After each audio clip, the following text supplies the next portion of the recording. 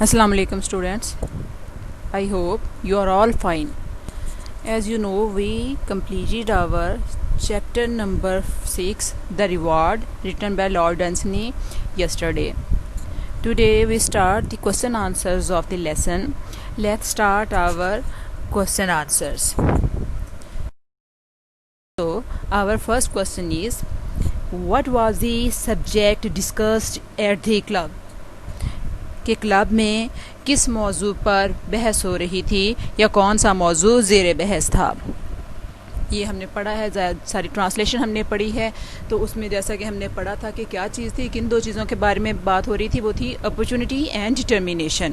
تو ہم اس کا آنسر لکھیں گے. سمپل سا آنسر بنتا ہے the discussion was about opportunity and determination, کہ اس بحث کا جو موضوع تھا وہ عزم و استقلال, عزم صمیم یا پھر موقع تھا.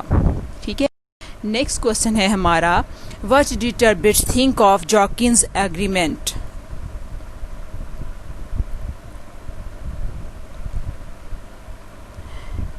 What did Turbot think of Jakins' argument, کہ ٹربٹ نے جاکنز کی دلیل کے متعلق کیا سوچا یا کیا بتایا.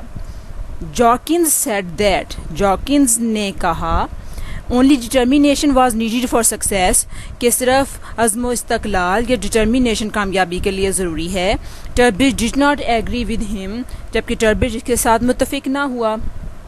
He said that opportunity was more important than determination for success. اس نے کہا کامیابی کے لیے عزم صمیم کے مقابلے میں موقع کا میسر آنا زیادہ ضروری ہوتا ہے. یہ بالکل شروع کی بات ہے, جب ہم نے چیپٹر سٹارٹ کیا تھا تو اس کے فرسٹ پیسج میں تھی کہ جب دونوں کی آپس میں ڈسکشن ہوئی تھی, اس نے کہا تھا عزم و استقلال کے ساتھ موقع کا ملنا بھی ضروری ہے, جو کہ کئی ہزاروں لوگوں میں سے کسی ایک کو نصیب ہوتا ہے. ٹھیک ہے. ہمارا کوشچن نمبر 3 ہے, How did Jorkins convince that a man could become a skating champion of the Sahara? جارکنز نے کس طرح سے اس بات پہ قائل کیا کہ ایک آدمی سہارا کا بھی اسکیٹنگ چیمپئن بن سکتا ہے. آپ کو پتہ ہے جب وہاں پہ یہ بات ہوئی تھی تو آپ کو ساتھ ٹرانسلیشن کرتے ہوئے ہم نے اس بات کو بھی ڈسکس کیا تھا کہ سہارا جو ہے ایک بہت بڑا ڈیزرٹ ہے اور اسکیٹنگ جو ہے وہ برف پہ کی جاتی ہے. ٹھیک ہے. تو اس نے ایک مثال دی تھی, ایک اس نے کہتے ہیں ایک ڈسکشن کی تھی جب ٹربٹ نے اس کے ساتھ, کہ ایک شخص جو ہے اگر وہ سہارا میں اسکیٹنگ کرنی چاہے تو کیسے کر سکتا ہے. تو جارکنز نے اس کے متعلق جو کہا تھا وہ بات ہو رہی ہے کہ جارکنز نے کس طرح سے اس کو کہا تھا کہ سہارا کے ڈیزرٹ میں بھی وہ اسکیٹنگ کر سکتا ہے. تو اس نے کہا تھا he said that the man should earn money first, اس نے کہا کہ ایک شخص کو پہلے رقم کمانی چاہیے. He should build a skating rink in the Sahara and organise a competition there, اسے سہارا میں ایک اسکیٹنگ کے لیے ایک میدان مخصوص کرنا چاہیے یا بنوانا چاہیے اور وہاں پر مقابلوں کا انتظام کروانا چاہیے.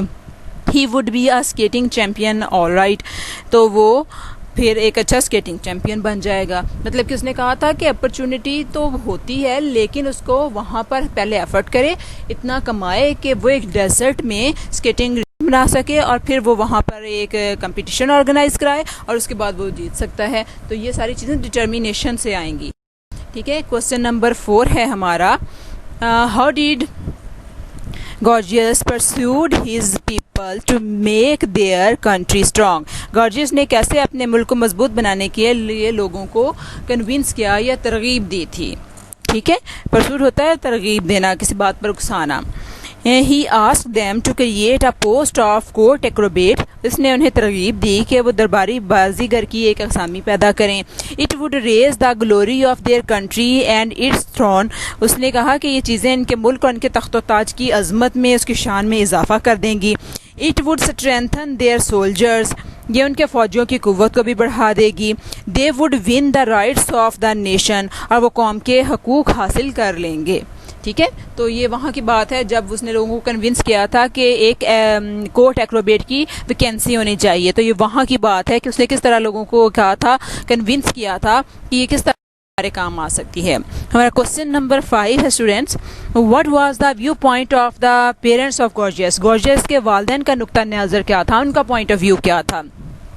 اس کا آنسر دیکھ لیتے ہیں. His parents did not agree with Garges. اس کے والدین جو تھے وہ گارجس سے متفق نہیں تھے. یہ thought that the only determination to do nothing. وہ بھی یہ سمجھتے تھے کہ صرف عزم و استقلال یا عزم سمیم سے کچھ نہیں ہوتا. One should also have an opportunity for success. آدمی کے پاس کامیابی کے لیے موقع بھی ہونا چاہیے. یعنی کہ اس کے پیرنٹس بھی تھے وہ ٹربٹ کا پوائنٹ آف ویو رکھتے تھے کہ ڈٹرمینیشن کے ساتھ ساتھ اس کے لیے اپرچونیٹی کا بھی ہونا ضروری ہے, جبکہ وہ اس بات کو نہیں مانتا تھا. لیکن پھر اس نے ظاہر ہے وہ سارا کچھ کر کے بھی دکھایا, اس نے بھی اپنی بات کو پروو کیا.